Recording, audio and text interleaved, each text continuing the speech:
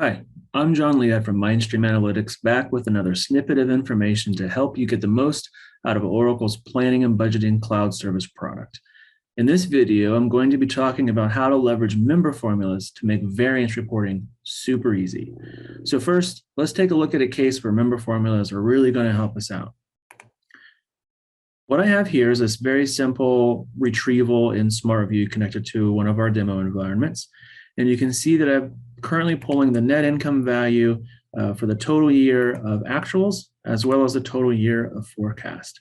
So one of the first reports that clients typically want to build when they start getting data into the tool is variance reporting, comparing what I have in my actual scenario versus what I have in my forecast. Now, with SmartView, everything is just Excel-based, so I have access to all of Excel's features and functionalities, including formulas. So one approach, obviously, is I could just go and create an Excel formula to take this cell minus this cell, and I've got a variance. Now, that may get you by in the short term, but long term, it's a little untenable, primarily because this specific calculation only exists in this spreadsheet at this point in time. If someone else is running the same kind of report, maybe they subtract forecast from actuals instead, and I've got an inverse number, or any other way could be varied. Variance calculations are pretty straightforward, so they're low risk, but if you've got any other kind of formulas, the principle applies. So if it's something more complex, it's always better to have that formula actually be defined within the application so that everyone is using a sort of standardized version of that calculation. So how do we get the tool to calculate this number for us? The answer in this specific case is by creating a variance scenario. So actual and forecast are members of the scenario dimension. What we can actually do is have a third member of the scenario dimension to define this column to be retrieved from the database that's calculating the value in here. So how do we do that? We're going to jump over into the web user interface of PBCS and take a look at the dimensions there. So here I'm on the home screen, and just a word of warning too, or a clarification, the steps that I'm about to take editing dimensions is only available to service administrators. So if you are defined in the tool as a power user or below, you'll want to grab a service administrator to get some help with the next few steps. So what I'm going to do is go to the navigator menu, and then under create and manage, I have the option to look at my dimensions. So by default, this screen is going to show me information for the account dimension, but as mentioned, what I'm caring about in this specific example is the scenario dimension. So I will go ahead and change my context to that. And in this environment, you can see I've already got a series of scenarios built. There's actual and the forecast that I was using in my retrieval. I've also got budget and some other calculations that are also beneficial, but today I'm going to focus on the variance scenarios. So if I expand that, you can see that I actually already taken advantage of being able to create or maintain a whole series of different variances. Some of them are in dollars, some of them are showing percentages, and they are predefined to compare specific scenarios in this case. Actual versus budget, actual versus forecast, actuals versus prior forecast even, and then a few others. In this case, what I care about is comparing forecast and actuals. So if I select this member, and you'll note that the whole line is now turned blue because it's selected, and then click on the lower pencil in the toolbar, I can edit this specific one and see how it's currently defined.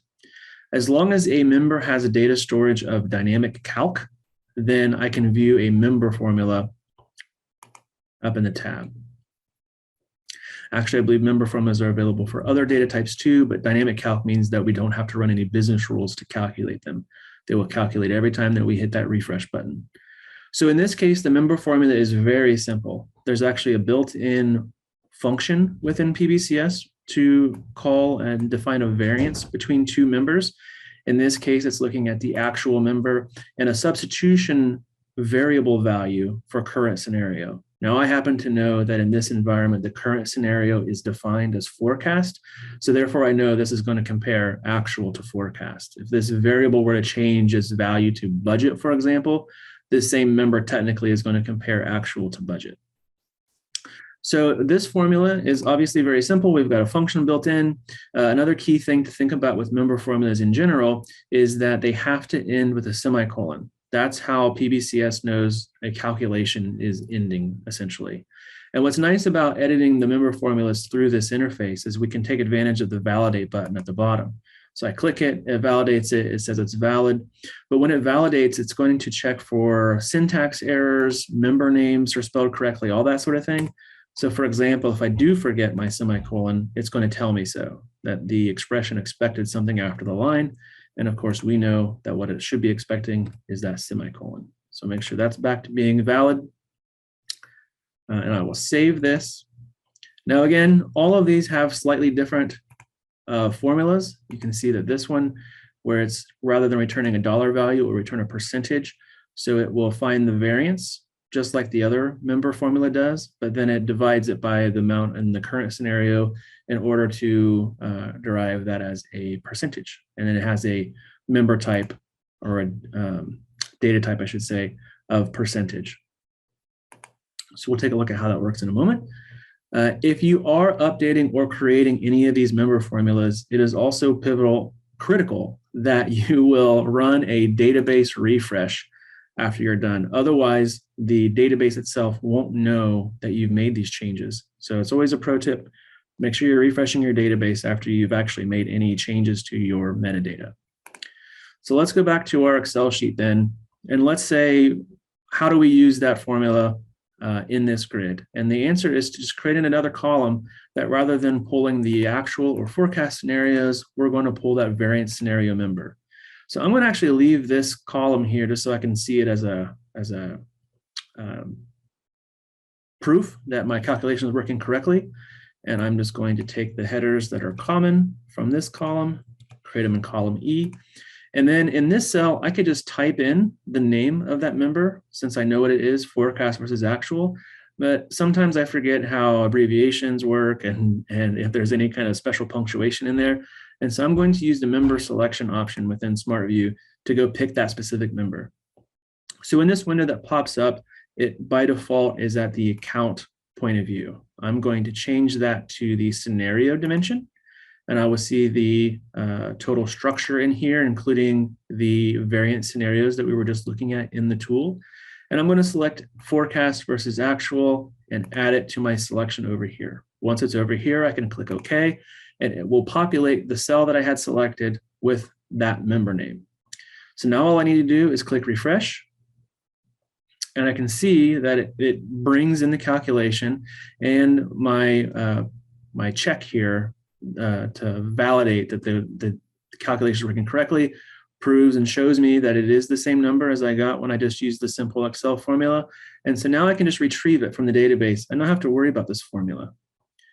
And additionally, if I wanted to see the percentage, I could just add a column as such and type in the name of the percentage one, retrieve it, and now I can see that I've got a very favorable variance in my net income. Now, if I want to see details of the net income structure and how this variances work, I'm going to go ahead and get rid of this formula now since I don't need it. I know that my formulas from the system are working correctly. I can select net income, zoom in to all levels, and I can see my entire net income structure and then the variances for each line. So the variance calculation is context related or context sensitive. So this cell, for example, for forecast versus actual is going to show the variance for this account. And so that makes this calculation extremely flexible when I'm looking at my different kind of reporting options. And so that's it. That's member formulas. Of course, there's a lot more to learn and a lot more options that we can dive into. And so if you'd like to learn more information about this or any other topic relating to EPM and business intelligence solutions, please reach out to MindStream Analytics via our website or any of our social media platforms. And thanks for watching.